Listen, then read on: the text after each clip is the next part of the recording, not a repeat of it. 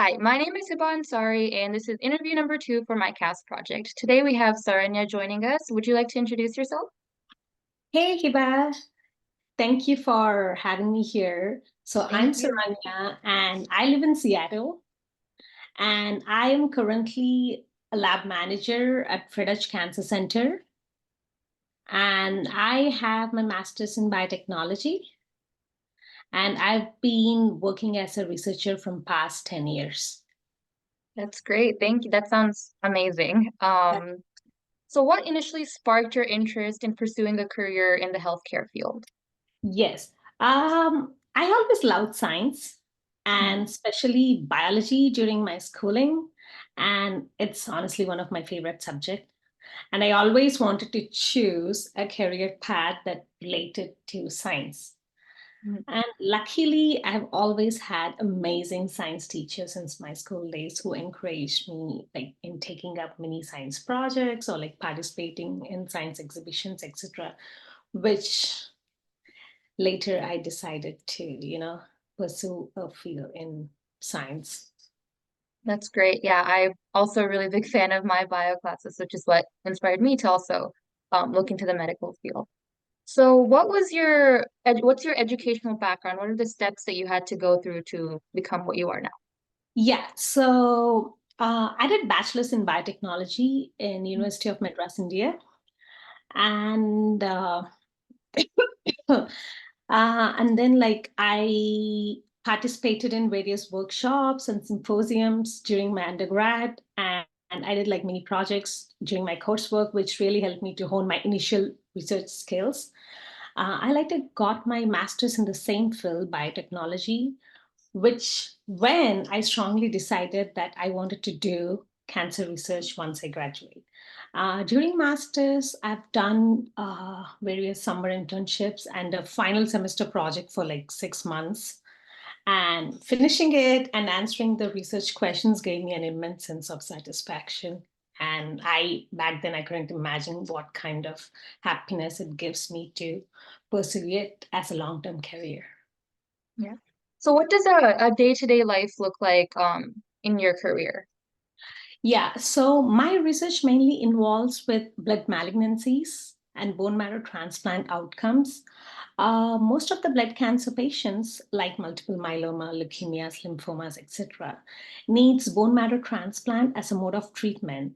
But a significant percentage of the transplant patients develop a serious side effects called GVHD, which is graft versus host disease, which means their own cells attack the T cells which they got, which is like super fatal.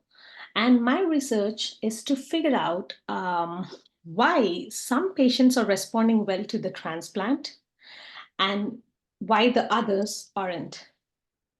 And numerous research studies found out that the gut microbiome, like trillions of bacteria present in our gut, is responsible for the clinical outcomes of the patients. And my day to day activities include conducting various animal studies with mice and treating them and perform various experiments on them and making sure the lab is operating properly and documenting my research uh, my like results and etc. And finally like bring them on in a publication so like people can read about it. Oh, that sounds really interesting. Do you have any publications or do Yeah, you I write? do. I do. That's great. Yeah. Yeah, not from.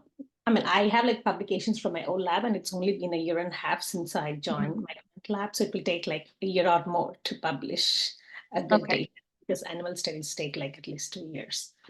All right. That's cool. So what are like 3 words you'd use to describe cancer researchers in general? Oh, we are someone who loves to take challenges and really, really passionate about research and science, who loves to answer questions and who wants to serve the community. That's great. So usually as a student who's interested in pursuing a healthcare career, one thing that I've always heard is it's really stressful. There's going to be a lot you'll have to go through. So how do you manage a work-life balance and handle that stress? Yeah, it depends upon the type of research or the research lab you choose. Fortunately, my current workplace has a very good work life balance. I mean, sometimes we can't thinking of work even when we are like at home or sleeping, about say I did an experiment on Friday and it's Sunday and I still can't stop thinking about what kind of results I'm gonna get. I won't know it Yeah. until Monday. So I mean I still dream about work when I sleep. I was like, oh, that experiment failed. Oh my God, I just wake up in the middle of the night and I was like, oh, thank God, it's just a dream. It shows the dedication. Dedication, also like a little bit of stress. It's like, Hmm. what if it didn't work? So Yeah. yeah, but fortunately, I have a very supporting family and Mhm. a cute dog who takes away my stress. Yeah, I try to like go on walks or hikes because I live in Pacific Northwest. We have like amazing greenery Mhm. here, so which really helps to take my mind off work and like detox, de-stress. All right. So Yeah. taking time for yourself is Oh important yeah. in every Yeah, field. very Yeah. important. Very, very important. Yeah. Yeah. So how can high schoolers begin preparing for that rigorous path coming on after college? Yeah. So like I would say, I mean, by the time like you're like you'll be like done with your high school, you'll be like competing against some students who already have like few years of experience. Hmm. So the main reason is because they started volunteering like right in their like 10th or 11th grade.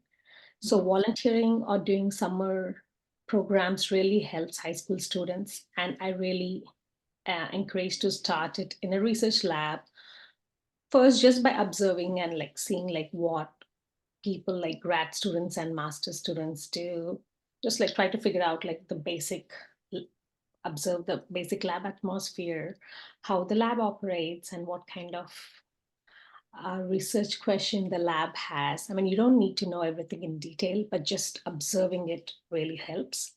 Hmm. And also say if you want to do a med school, then like shadowing a doctor during your high school, that really helps. So you'll understand like what a daily day, like day to day life there's gonna be. So you won't be like panicked when you were like put in that situation at that time. So you'll be like prepared mentally and physically to be Yeah. there. So like exposing yourself to the whatever you want to become so that Yeah, you're like prepared. volunteering in Yeah. the lab. Yeah, Hmm. I would say like that's very important. Yeah. Yeah. So every job has its challenges, rewards, and all of that. So for you personally, what do you believe are the main challenges in your career and the main rewards that your career has to offer? Oh, the challenges are whenever like the results turn out to be otherwise, or like when an experiment fails, uh, and trying to like troubleshoot what went wrong is very harder than designing an experiment itself. And that's what makes my research so amazing, because once you like figure out why it went wrong, then Mhm. like it gives you like immense sense of satisfaction.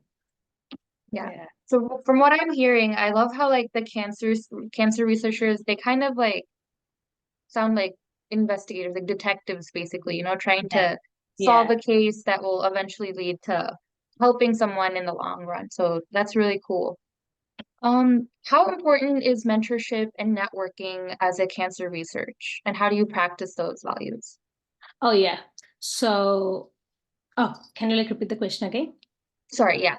So how important is mentorship and networking in your career, and do you have any recommendations for high school students looking to connect with professionals in the medical Oh field? yeah, yeah, yeah. Networking, I would say, like is very, very important. Like for example, in a research, so research is like vast. Like cancer research Mhm. is like super vast, and I mainly work with clinical, like animal research that connects clinical data, and like I generate like tons of data, but I don't know how to analyze the data. So bioinformatics analyst comes into like that point. So networking, like so we collaborate with like various departments and various like professionals, so they help in helping our data and like making sense like of the tons and tons of data we generate and simplify it for us. So networking is very important. And also look for like high school students, I would say, volunteering, as I said before, and doing some kind of mini research projects really helps.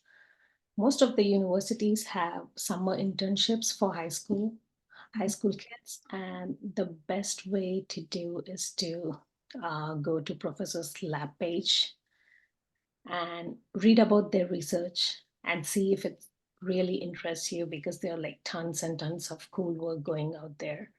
So just like figure out what interests you and if it's really good for you, and reaching out them via email.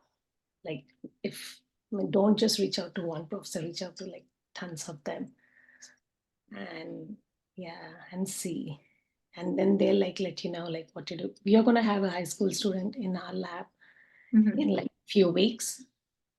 We had Okay. like before, so I know like how it works. Like first they just like come observe us, and then we will teach them the basic things that's happening in the lab. We'll start with like a smaller projects, and then they can like do their own tiny experiments.